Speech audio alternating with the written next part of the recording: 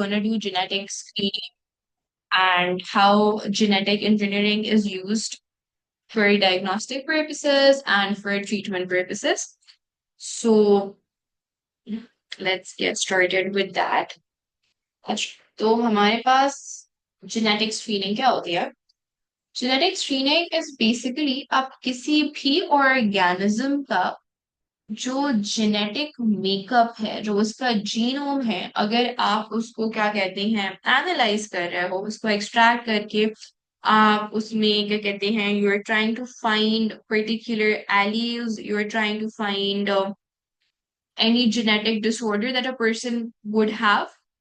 जैसे कि आप लोगों ने अक्सर सुना होगा कि people who have a history of particular cancer, जैसे कि जिन लोगों की फैमिली में ब्रेस्ट कैंसर कॉमन होता है, दे आर सजेस्टेड कि वो अपनी स्क्रीनिंग करवाएं। यूजुअली वो मेमोग्राफी करवाते हैं, but they can also get a genetic scan done. They can basically get their DNA tested for any mutated allele, for any cancer causing allele या किसी भी disorder की क्या कहते हैं डायग्नोसिस करने के लिए हम जेनेटिक स्क्रीनिंग करते हैं। So इसका फायदा क्या होता है या इसके पर्पसेस क्या होता है? To find any cancerous mutations,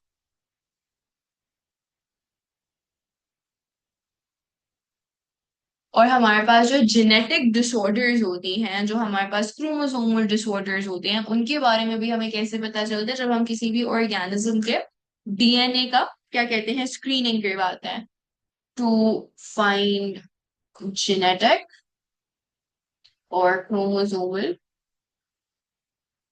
disorders.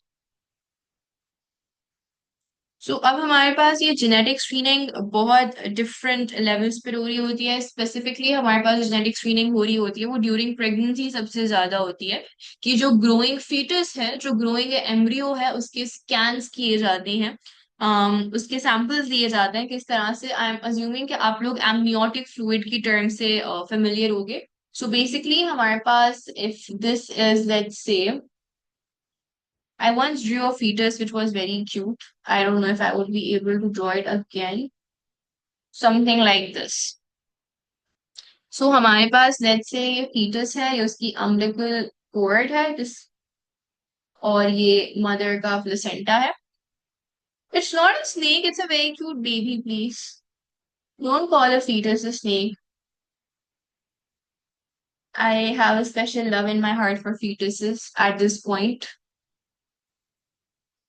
सो हमारे पास एक क्लियर ट्रांसपेरेंट सा फ्लूइड होता है जिसको हम एमनियोटिक फ्लूइड बुलाते हैं, जो कि हमारे इस एमनियोटिक मेम्ब्रेन या जो एमनियोटिक सैक है उसमें क्या कहते हैं सराउंड किया हुआ होता है। और इस एमनियोटिक फ्लूइड का क्या काम होता है? इस एमनियोटिक फ्लूइड का काम होता है एक तरह का कुशनिंग इफेक्ट, एक तरह का वार्मथ प्रोवाइड करना टू द फीटस, कि अगर हमारे पास क्या कहते हैं कोई भी फिजिकल प्रेशर अचानक से फील हो, कोई हमारे पास क्या कहते हैं फिजिकल ट्रॉमा से मदर गुजरी हो, तो ये जो एमनियोटिक फ्लूइड है वो थोड़ा सा जेल लाइक फ्लूइड होता है, ट्रांसपेरेंट सा ग्रेश सा फ्लूइड होता है। So if you guys have seen in movies that when a baby is pulled out, उसके ऊपर एक क्या कहते हैं लेदरी सा जेल लाइक फ्लूइड होता है, ग्रेश सा ट्रांसपेरेंट सा, तो वो बेसिकली एमनियोटिक फ्लूइड होता है। So during 9 to 12 weeks of pregnancy हमारे पास हम एक एमनियोटिक फ्लूइड का सैंपल लेते हैं, और उस एमनियोटिक फ्लूइड के सैंपल की हम स्क्रीनिंग करते हैं। उस टेस्ट को हम बुलाते हैं एमनियोसेंटीसिस। So this test is done in the first trimester, जिसको हम एमनियोसेंटीसिस बुलाते हैं। I think so it's in the 9 to 12 weeks of pregnancy या फिर 12 to 15 weeks, somewhere around that time frame। और हमारे पास 12 to 15 weeks of प्रेगनेंसी में हम एक एमनियोटिक फ्लूइड का सैंपल लेते हैं, और उस एमनियोटिक फ्लूइड को हम टेस्ट कर रहे होते हैं, उसकी हम स्क्रीनिंग करवा रहे होते हैं। या फिर हमारे पास क्या कहते हैं हम फीटस का, obviously foetus is a growing baby, तो उस फीटस के अंदर भी हमारे पास क्या कहते हैं, ब्लड होता है, राइट। हमारे पास there is a growing baby, by the end of first trimester आपका हार्ट बन जाता है। तो हमारे पास क्या, we basically just started with the topic of genetic screening. I am basically explaining कि how we can screen an organism's DNA to find any cancerous mutation or to find any genetic or chromosomal disorders. So genetic screening is simply the analysis of person's DNA to detect a particular genetic condition, which could be cancerous in nature or which could be a genetic or a chromosomal disorder. उसका एक तरीका ये क्या होता है, usually हम pre natal level पर ये स्क्रीनिंग कर रहे होते हैं। Prenatal is basically your pregnancy period. So during pregnancy क्या कहती हैं, in a lot of countries it is practised कि हमारे पास जो ग्रोइंग चाइल्ड है उसकी क्या कहते हैं, हम स्क्रीनिंग करवाएं, उसकी जेनेटिक स्क्रीनिंग करवाएं to rule out the possibility of any genetic, chromosomal, या cancerous disorder. Obviously, religiously and in our country, abortions are not allowed. But इसका a lot of times जो मकसद होता है in a lot of Western countries वो ये होता है कि if the child has any abnormality, if they have any chromosomal disorder or a genetic disorder which is incurable, if they have an incurable disease, और अगर वो prenatal level पर हमें बहुत जल्दी पता चल जाए, so a lot of times the parents decide to terminate that pregnancy, to end that pregnancy. So genetic screening से from some point of view, from some parents के point of view से एक तरह का benefit होता है that they would be able to know or identify that their child which has not yet been born, वो क्या कहती है, हमको पता चल जाता है कि इसको एक जेनेटिक कंडीशन है जो कि क्योरेबल नहीं है, and they can take this decision to abort that child. Obviously ethically, religiously, culturally हमारे यहाँ इट्स नॉट एक्सेप्टेबल, ये नहीं प्रैक्टिस किया जाता। abortions are not allowed, termination of pregnancies are not allowed. But in Western countries जो genetic screening हो रही होती है prenatal level पर, वहां का एक रीजन ये होता है कि if a child which is not yet born has an incurable terminal illness and it is detected at an early stage of the pregnancy, so the parents have the time and the choice to decide whether or not to have that baby. ठीक है, clear हो गया? Yes, amniocentesis is basically taking a sample of the amniotic fluid to test for any abnormality. ठीक है, amniocentesis के through हम prenatal scanning कर सकती है, या फिर हम ब्लड सैंपल ले लें फीटस का, ब्लड सैंपल ऑफ फीटस। तो ब्लड की जो सेल्स हैं उनको क्या कहते हैं, ऑब्जर्व करें, उसमें कोई हमें एबनॉर्मैलिटी नजर आ रही है कि नहीं नजर आ रही। फिर हमारे पास क्या कहते हैं, अभी हमने आईवीएफ नहीं पढ़ा, आईवीएफ हम लोग पढ़ेंगे इंशाल्लाह नेक्स्ट वीक में कहीं पर जब हम लोग बायोडाइवर्सिटी कर रहे होंगे IVF. But I am assuming आप लोगों को थोड़ा बहुत पता होगा आईवीएफ में क्या होता है। आईवीएफ में जो फर्टिलाइजेशन होती है, जो स्पर्म और ओवम आपस में फ्यूज होती हैं, they do not fuse with in the amniocentesis. नहीं समझ आया? एमनियोसेंटेसिस ये होता है कि जो एमनियोटिक फ्लूइड है, जिस एमनियोटिक फ्लूइड में जो फीटस ग्रो कर रहा है, उस एमनियोटिक फ्लूइड का सैंपल लें, उस एमनियोटिक फ्लूइड को टेस्ट किया जाए। ठीक है, उस एमनियोटिक फ्लूइड में डेफिनेटली हमारे पास जो फीटस है इट्स ग्रोइंग, वहीं पर फीटस का माइटोसिस हो रहा है, नए सेल्स बन रहे हैं, वो ग्रो कर रहा है। सो एमनियोटिक फ्लूइड में हमारे पास फीटस के सेल्स प्रेजेंट होते हैं। सो हम एमनियोटिक फ्लूइड का सैंपल लेते हैं और उस एमनियोटिक फ्लूइड की हम फिर डीएनए स्क्रीनिंग करवाते हैं। ठीक है, अब क्लियर हो गया Raima? Yeah, the only time a pregnancy can be terminated ethically is when the mother's life is at risk. Ethical rule है throughout healthcare system that if we have to choose between the mother or the child's life, the mother's life is prioritized always. Yes, Amar, any question? देखो amniotic fluid में हमारे पास foetus, हमें लगता है foetus तो बहुत बड़ा बाद में होता है, जो इसका एमनियोटिक एमनियोसेंटेसिस 12 to 15 वीक्स में हो रहा है। सो 12 to 15 weeks is like fourth month of pregnancy के अराउंड। फोर्थ मंथ पे इतना बड़ा नहीं होता बच्चा, ठीक है।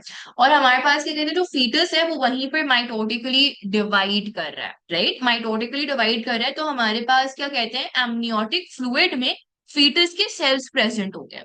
ठीक है, उन एमनियो हम एमनियोटिक फ्लूइड लेंगे तो उस एमनियोटिक फ्लूइड में कुछ फीटस सेल्स होंगे, उन फीटस सेल्स के अंदर जो डीएनए है हम उनको स्कैन कर रहे होते हैं, ठीक है। तो हम सैंपल एमनियोटिक फ्लूइड का लेते हैं, उस एमनियोटिक फ्लूइड में फीटल सेल्स होती हैं और उन फीटल सेल्स के अंदर के डीएनए को हम स्क्रीन कर रहे होते हैं। या जैसे कि हमारे पास एक्टोपिक प्रेगनेंसीज आप लोग नहीं पढ़ते, लेकिन अगर कहीं पर एक्टोपिक प्रेगनेंसी हो जाती है, एक्टोपिक प्रेगनेंसी क्या होती है कि हमारे पास यूट्रस में फीटस इम्प्लांट नहीं होता, यूट्रस की बजाय कहीं और फीटस इम्प्लांट हो जाए, ओविडक्ट में इम्प्लांट हो जाए, एब्डोमिनल कैविटी में इम्प्लांट हो जाए, पेल्विस में इम्प्लांट हो जाए, तो ऑब्वियसली हमारे पास यूट्रस के अलावा कहीं पर भी इतना क्या कहते हैं एडजस्टेबल स्पेस नहीं होती, ठीक है। तो अगर यूट्रस के बाहर फीटस इम्प्लांट हो गया, एम्ब्रियो इम्प्लांट हो गया, तो हमारे पास क्या कहते हैं that pregnancy has to be terminated, क्योंकि अगर ओविडक्ट में इम्प्लांट हो गया, ओविडक्ट बर्स्ट कर जाएगी, इंटरनल ब्लीडिंग से द मदर कैन डाई। अगर एब्डोमिनल कैविटी में इम्प्लांट कर गया, एब्डोमिनल कैविटी भी इतना एक्सपैंड नहीं कर सकती फॉर द फीटस, तो मदर को इंटरनल ब्लीडिंग होगी, मदर डाई कर जाएगी। So if the embryo is implanted anywhere apart from the uterus, तो in that case we have to terminate the pregnancy. उसको हम एक्टोपिक प्रेगनेंसी बुलाते हैं, जब इम्प्लांटेशन यूट्रस के बाहर हो जाए and it has to be terminated.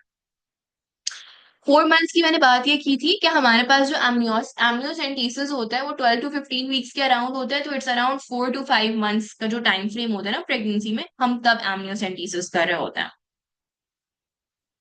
ठीक है। I was just telling the time duration. हम ब्लड सैंपल ले सकते हैं फीटस का, या फिर हमारे पास आईवीएफ का मैं बता रही थी। आईवीएफ में क्या करते हैं अलॉट ऑफ टाइम्स, बिकॉज हमारे पास जो फर्टिलाइजेशन है, जो जाइगोट फॉर्मेशन है, जो एम्ब्रियो फॉर्मेशन है, वो आउटसाइड द यूट्रस हो रही होती है। तो हमारे पास हम क्या करते हैं आईवीएफ में, I just quickly right, fertilisation is outside of mother's reproductive system. तो हमारे पास जब हमारी फर्टिलाइजेशन बाहर हो रही है, यानी ग्लास टेस्ट ट्यूब में हो रही है, इन विट्रो हो रही है, तो हमारे पास जाइगोट भी एक ग्लास टेस्ट ट्यूब में बनता है।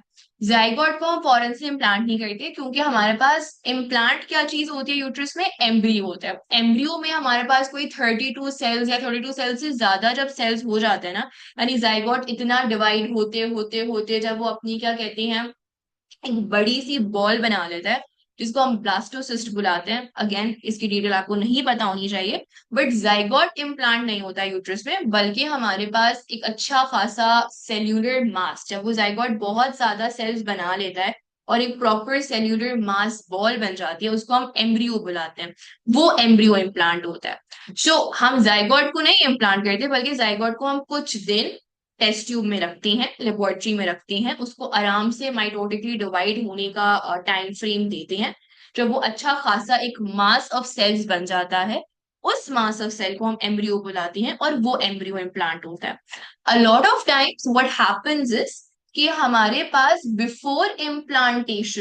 Before we are implanting the embryo inside the mother's womb, inside the mother's uterus, हम उस एम्ब्रियो की जेनेटिक स्क्रीनिंग करवा लेते हैं, और इसको हम क्या बुलाते हैं, pre implantation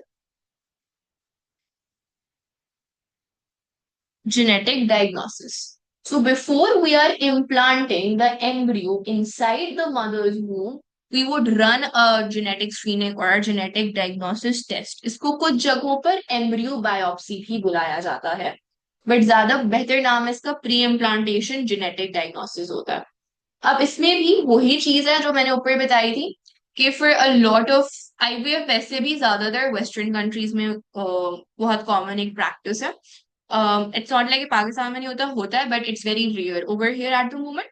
but western countries में अगेन वहां पे अबॉर्शन लॉज एग्जिस्ट करती हैं, वहां पे अबॉर्शन परमिसिबल होती है। तो अगर आपका जो एम्ब्रियो है उसमें आपको कोई जेनेटिक एबनॉर्मैलिटी, कोई आपको क्या कहते हैं chromosomal abnormality pre implantation genetic diagnosis से पता चल रही है, so you would not then implant that embryo, आप उस एम्ब्रियो को डिस्कार्ड कर दोगे, उसको फिर आप नहीं इम्प्लांट करवाओगे।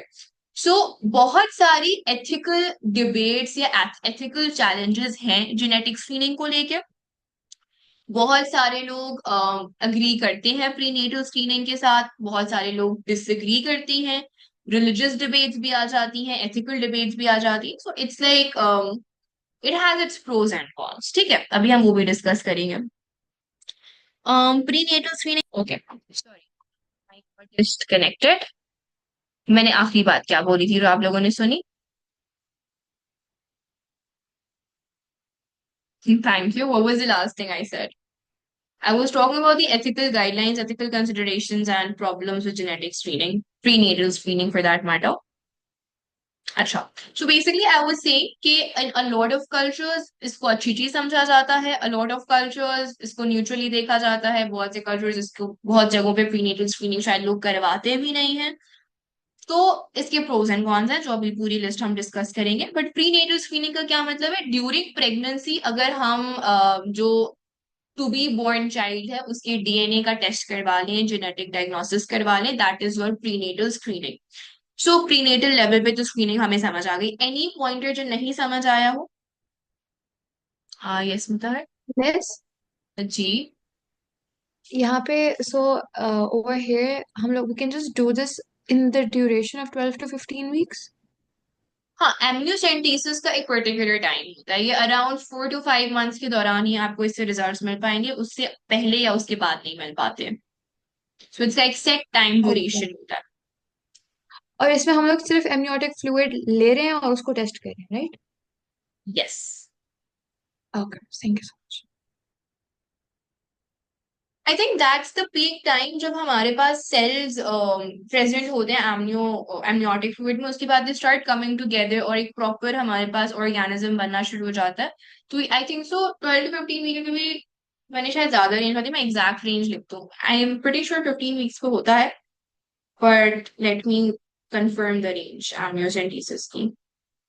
या, ठीक है, it's in the second trimester. So around this time 15 weeks के आसपास हम करवाते हैं। हाँ, ये अभी हम प्री नेटल कर रहे हैं, बिफोर बर्थ वाली स्क्रीनिंग कर रहे हैं। बड़े होके भी हम करवा सकते हैं, मैं और आप भी जाके अपना जेनेटिक स्क्रीनिंग करवा सकते हैं to rule out any possibility of any genetic disorder. हम बिल्कुल उस पर आ रहे हैं जी। हमारे पास ये हमने प्रीनेटल स्क्रीनिंग की थी, अब हम कर लेते हैं कैरियर स्क्रीनिंग, जिसको हम बुलाते हैं, जिसकी आप लोग बात कर रहे हो कि अगर हमें ये चेक करवाना हो कि हमारे पास कोई ऐसी हार्मफुल एलील है अडल्टहुड में, उसको हम बुलाते हैं कैरियर स्क्रीनिंग। देखो, अगर कोई जेनेटिक डिसऑर्डर है, अगर हमारे पास वो जेनेटिक डिसऑर्डर है, तो वो तो फिनोटिपिकली एक्सप्रेस हो ही रहा है। हमें अगर किसी को हीमोफिलिया है, अगर किसी को सिकल सेल एनीमिया है, अगर किसी को क्या कहते हैं, जितने भी हम क्या कहते हैं डिसऑर्डर जेनेटिक पढ़ के आ रहे हैं, वो अगर है तो फिनोटाइप में अगर एक्सप्रेस हो रहा है ना, तो आपको पता है कि आपकी जीन उसकी है। अगर आपको कैंसर है तो डेफिनेटली आपके पास कैंसरस जीन्स है। तो अगर फिनोटाइप में कोई डिसऑर्डर आपको पता है कि आपके पास है, तो डेफिनेटली आपकी जीन पूल में वो चीज एग्जिस्ट कर रही होगी, that is why you're exhibiting. Genetic screening करवाने का मेन मकसद ये होता है कि बहुत दफा हमारे पास फिनोटाइप में वो जीन एक्सप्रेस नहीं हो रही होती, एंड हम कैरियर हो सकते हैं उस जीन के लिए। So for a lot of people, जो अभी शायद किसी ने ग्रुप में भी डिस्कस मैसेज में डाला था कि हमारे पास lot of people get a genetic scan done before marriages to rule out any possibility that they would pass down any harmful alleles to their children. तो ये कब होता है? जब हमारे पास पेरेंट्स को कंफर्म ना हो whether they have a disorder और नॉट। किसी की फैमिली में लेट्स से थैलेसीमिया कॉमन है, उन्हें थैलेसीमिया नहीं है लेकिन उनकी फैमिली में थैलेसीमिया होता है। So they would have this precautionary measure that when they decide to marry, they would get a thalassemia check done कि क्या उनके पास थैलेसीमिया की एलील है कि नहीं है, और क्या चांसेस हैं कि they would pass it down to their children or not. So carrier screening क्या होती है? वो स्क्रीनिंग जो हम अपनी, जो आफ्टर बर्थ हो रही होती है, ये किसी भी पॉइंट इन लाइफ में हो सकती है। Usually people get a carrier screening done जब उनके किसी फैमिली मेंबर को कोई कैंसर डायग्नोज होता है। सो अ लॉट ऑफ टाइम्स ये पाकिस्तान में अगेन इतना प्रैक्टिस नहीं की जाती, लेकिन जो हमारी फर्स्ट वर्ल्ड कंट्रीज हैं, स्पेसिफिकली यूएस में ये होता है कि अगर किसी पेरेंट को कैंसर डायग्नोज हुआ है ना, और एक वो जेनेटिक कैंसर है, सो वहां का एक प्रोटोकॉल होता है कि उस पेरेंट के जितने भी बच्चे हैं उन सब का they run a carrier screening. वो चेक करते हैं कि किस बच्चे में इस पेरेंट ने पास डाउन की है अपनी जेनेटिक कैंसरस एलील या नहीं की है। So if a persons family member is diagnosed with a genetic condition like cancer और एनी अदर डिसऑर्डर, जो क्या कहते हैं बहुत लेटर लाइफ में उनको पता चला है कि उनके पेरेंट का वो डिसऑर्डर मैनिफेस्ट हुआ है, तो हमारे पास क्या कहते हैं, as a protocol, as a medical protocol, the children's DNA is also run for a carrier screening. Carrier screening लोग कब करवाते हैं? Individuals who have a family history of a genetic condition. Yes, it is a possibility, but it is very expensive and very unpredictable. So it is very much possible, but risky होती है और बहुत expensive होती है. I'm not exactly sure how expensive, but I think so pretty much in lakhs or crores. Like even a transplant is like filthy expensive. I know somebody who's getting a heart transplant done and it costs them around 2 to 3 crores. So it's very expensive. So we have technologies, we have cures, but काफी expensive है. 2 crore would be 20 million, I'm assuming, if my math is mathing. फिर couples जो करवाते हैं screening for carrier states in couples. अच्छा, ये दोनों बातें क्लियर हो गई कैरियर स्क्रीनिंग वाली जो एग्जांपल्स मैंने दिए हैं? अच्छा, हमारे पास प्रीनेटल हमने डिस्कस कर ली, कैरियर स्क्रीनिंग हमने डिस्कस कर ली। एक मैंने बताई थी कि उन लोगों में वो लोग कैरियर स्क्रीनिंग करवाते हैं जिनकी हिस्ट्री होती है जेनेटिक डिसऑर्डर्स की, फैमिली हिस्ट्री होती है, और वो लोग अपनी स्क्रीनिंग करवाते हैं। Like couples decide to get a carrier screening done before they decide to get married और हैव सेक्सुअल रिलेशनशिप्स। ठीक है, कैन वी प्रोसीड फॉरवर्ड? अच्छा, हमारे पास न्यूबॉर्न बेबीज में भी वैसे स्क्रीनिंग होती है। Prenatal screening is during pregnancy. Carrier screening is when you do after birth, जब आप बड़े हो जाते हो, लाइक फॉर एग्जाम्पल आप जब अडोलसेंस या क्या कहते हैं अपनी अडल्टहुड में आते हो, उसके बाद आप कैरियर स्क्रीनिंग करवाते हो। लेकिन बहुत कंट्रीज में ये भी प्रोटोकॉल होता है कि at the time of birth, जब आपका फर्स्ट डे या सेकेंड डे ऑफ लाइफ होता है, उसमें भी आपकी स्क्रीनिंग हो। um, उसको हम क्या बुलाते हैं? उसको हम बुलाते हैं न्यूबॉर्न स्क्रीनिंग। तो जैसे ही अ चाइल्ड इज बोर्न, उसकी अगर उस वक्त स्क्रीनिंग हो रही है तो उसको हम न्यूबॉर्न स्क्रीनिंग बुलाते हैं। अगेन उसमें भी हमारे पास जो मकसद होता है वो यही होता है कि जो ये बच्चा पैदा हुआ है इसमें कोई एबनॉर्मल जीन, कोई एबनॉर्मल एलील, कोई एबनॉर्मल कंडीशन है कि नहीं है। सो 3 तरह की स्क्रीनिंग्स होती हैं, 3 डिफरेंट एज ब्रैकेट्स में होती है। न्यूबॉर्न स्क्रीनिंग जो न्यूबॉर्न्स की होती है, प्रीनेटल स्क्रीनिंग जो कि हमारे पास बिफोर बर्थ होती है, और कैरियर स्क्रीनिंग जो at any time in life आप जाके करवा सकते हो या करवाते हो। ठीक है, अब ये सब सुनने के बाद let's discuss the pros and cons of genetic screening. What do you think, क्या फायदे हैं जेनेटिक स्क्रीनिंग के, क्या नुकसान हैं? एडवांटेजेस भी हैं, डिसएडवांटेजेस भी हैं, so let's discuss the pros and cons. Right, आपके पास अवेयरनेस आ जाती है, आपको क्या कहते हैं इंफॉर्मेशन मिल जाती है, बिल्कुल।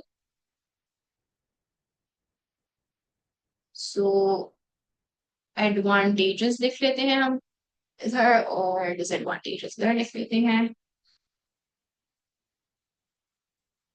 Okay. This is like a lot of information that is coming. Let me open the chat box पूरा। ओके, सो फॉर एग्जाम्पल अगर हमें पता चल गया कोई कैरियर है तो हम लोग प्रिवेंटिव मेजर्स दे सकते हैं, प्रिवेंटिव ट्रीटमेंट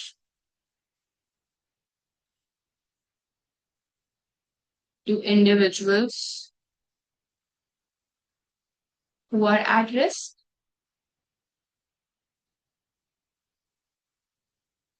क्या कहते हैं, we can choose to have kids or not, very good, can choose। हाँ, termination of pregnancy, decision of terminating a pregnancy is a very big disadvantage. Let's say in some cultures it can also be seen as an advantage. So it's not a very ideal disadvantage to write because it's very subjective. So subjective variability है इस pointer को लेके, कुछ लोगों के लिए advantage होगी, कुछ लोगों के लिए डिसएडवांटेज होगी। अच्छा, for a lot of people, if they get to know that their child is not either कोई भी उसको जेनेटिक डिसऑर्डर है, तो क्या कहते हैं they can be mentally prepared before the child comes into this world. They can be mentally prepared, emotionally prepared, financially prepared to have that child. तो एक तरह से prenatal screening हमें ये फायदा जरूर देती है that if the child has any sort of genetic disorder, तो जो parents है वो mentally prepared हो सकता है. अच्छा, कुछ डिजीजेस होती हैं जो इनक्योरेबल होती हैं. अगर हम उनकी स्क्रीनिंग करवा भी लें तो कोई जीन थेरेपी या कोई जीन एडिटिंग उस डिजीज को क्योर नहीं कर सकती. For example Huntington. अभी हम लोग कुछ डिसऑर्डर्स पढ़ेंगे इसी चैप्टर के रिलेटेड. जीन थेरेपी जब हम करेंगे इंशाल्लाह, tomorrow we'll be doing gene therapy. तो कुछ डिसऑर्डर्स ऐसे हैं कि ठीक है आपको पता चल गया आपको वो डिसऑर्डर है. लेट से हमने हंटिंगटन पढ़ा था. हंटिंगटन बहुत लेट ऑनसेट होता है उसका. आपको आपकी मिड लाइफ में जाकर पता होता है, पता चलता है उसके बारे में. आप जब 35-40 की रेंज में होते हो तब आपका हंटिंगटन मैनिफेस्ट होना शुरू हो जाता है. अब लेट से एक इंसान को 12 साल की उम्र में या 15 साल की उम्र में पता चल गया कि उसको तो हंटिंगटन होगा. अब वो जो 15 ईयर्स से लेके उसकी 35 या 40 ईयर्स तक की लाइफ है, उसमें वो बेचारा इस स्ट्रेस के साथ, इस पेन के साथ, इस परेशानी के साथ जिएगा. So there is this idiom which says ignorance is a bliss. तो ऐसी सिचुएशन में आपको ना ही पता चले तो बेहतर है. बिकॉज अगर पता चल भी गया तो आप कुछ कर तो नहीं सकते. आप उस चीज को मॉडिफाई नहीं कर सकते, आप उस चीज को ट्रीट नहीं कर सकते.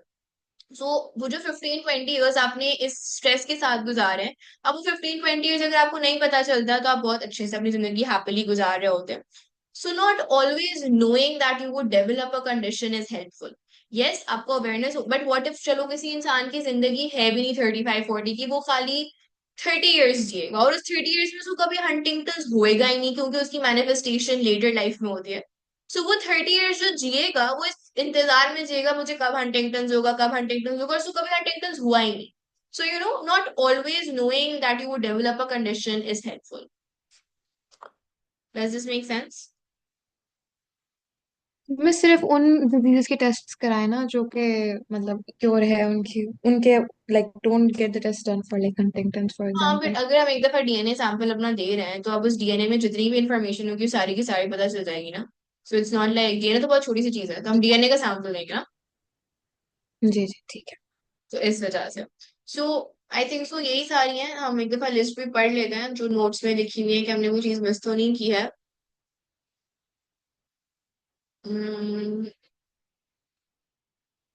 या सो ये हमारे पास आ गई genetic screening, which is the analysis of a person's DNA to detect a particular allele. तो हमारे पास कैरियर स्क्रीनिंग होती है, ये इंडिविजुअल्स भी करवा सकते हैं, कपल्स भी करवा सकते हैं. प्रीनेटल स्क्रीनिंग होती है, न्यूबॉर्न स्क्रीनिंग होती है.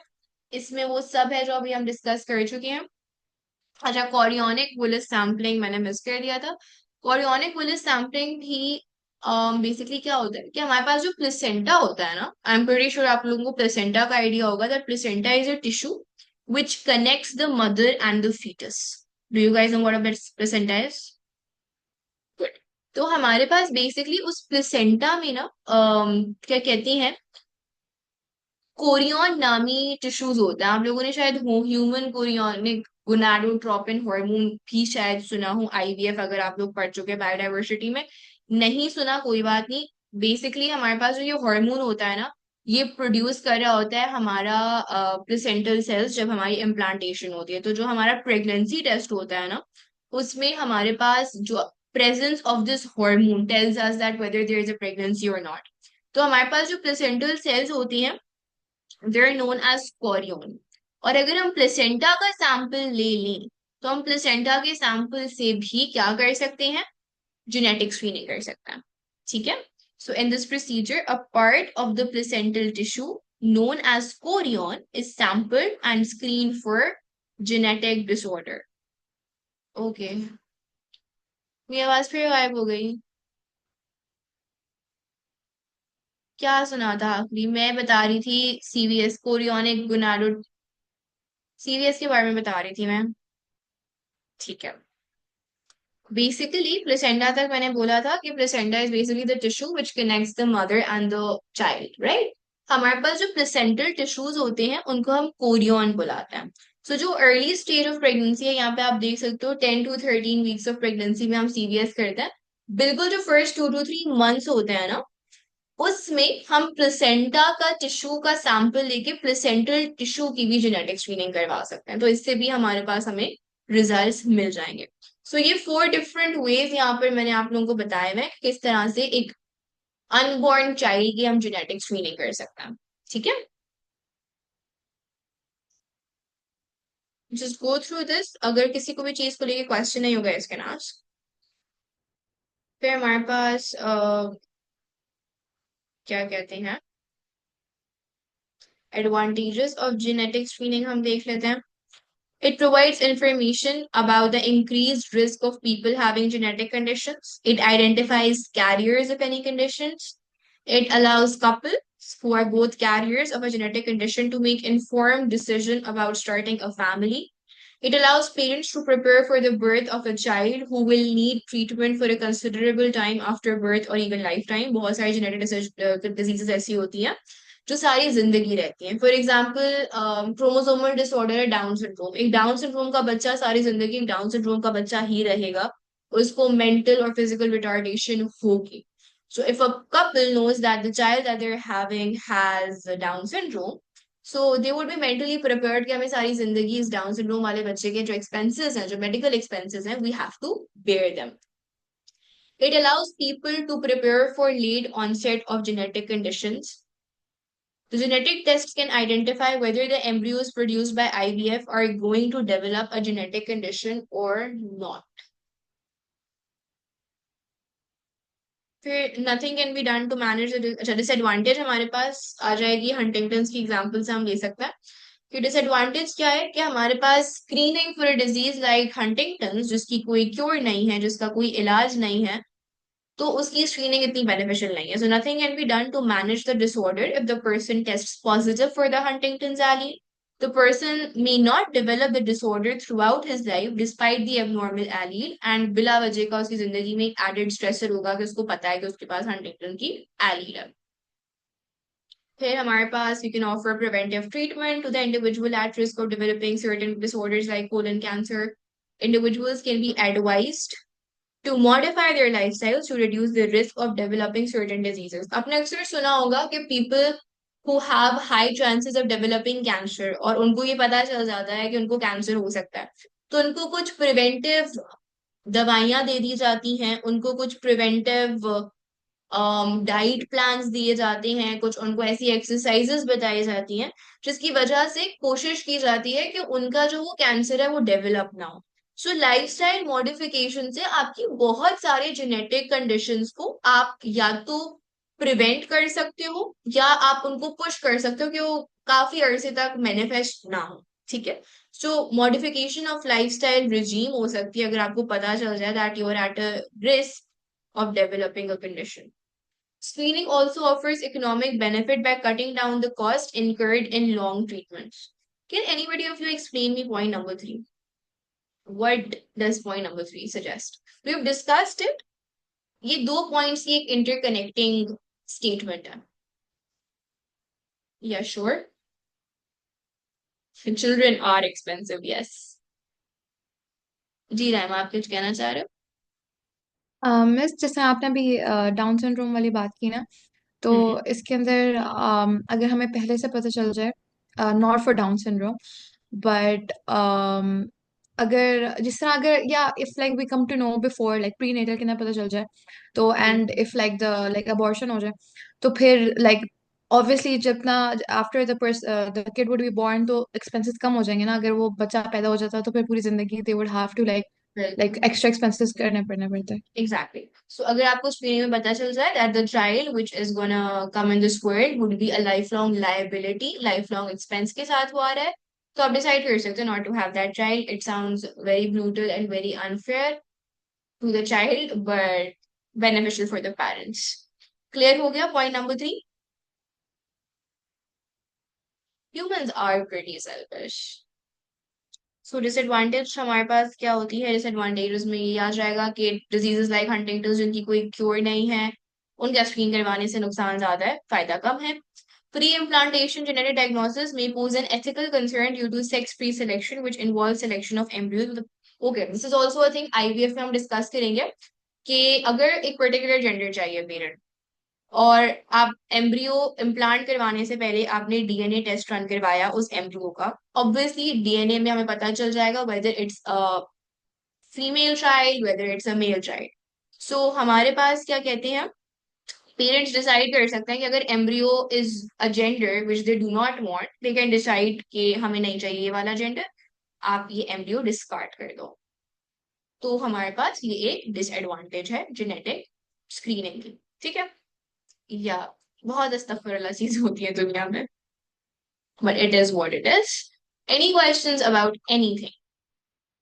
बस आई थिंक सो ये पहली लेक्चर होगा जेनेटिक इंजीनियरिंग का जो आप लोगों को मुश्किल नहीं लग रहा होगा। इट्स प्रिटी आसान।